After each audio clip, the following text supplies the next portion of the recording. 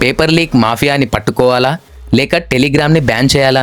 రాహుల్ గాంధీ గవర్నమెంట్ని డైరెక్ట్గా క్వశ్చన్ చేశాడు. నీట్ పేపర్ లీక్ అవ్వడంతో ఎగ్జామ్ని జూన్ 21న మళ్ళీ నిర్వహిస్తుంది. అయితే 22వ తేదీ వరకు టెలిగ్రామ్పై టెంపరరీగా బ్యాన్ విధించింది. ఇలా టెలిగ్రామ్ని బ్యాన్ చేయడం కరెక్టేనా? దీన్ని ఛాలెంజ్ చేస్తూ టెలిగ్రామ్ ఢిల్లీ హైకోర్టులో పిటిషన్ వేసింది. ఎవరో కొందరు చేసిన దానికి వారిని పట్టుకొని శిక్షించాల్సింది పోయి 15 కోట్ల యూజర్స్ ఉన్న యాప్ని బ్యాన్ చేయడం సరికాదని వారు వాదిస్తున్నారు. ఇక రాహుల్ గాంధీ అయితే దొంగను పట్టుకోకుండా ఇంటికి తాళం వేయడం ఏంటని ప్రశ్నిస్తున్నాడు. టెలిగ్రామ్ని ఎక్కువ మంది స్టూడెంట్స్ వాడడం వల్ల మాఫియాకి ఇదే అతిపెద్ద ప్లాట్ఫామ్ అని గవర్నమెంట్ భావించి దీనిపైన బ్యాన్ విధించింది. నీట్ లీకేజ్ వల్ల గవర్నమెంట్పై చాలా విమర్శలు వస్తున్నాయి.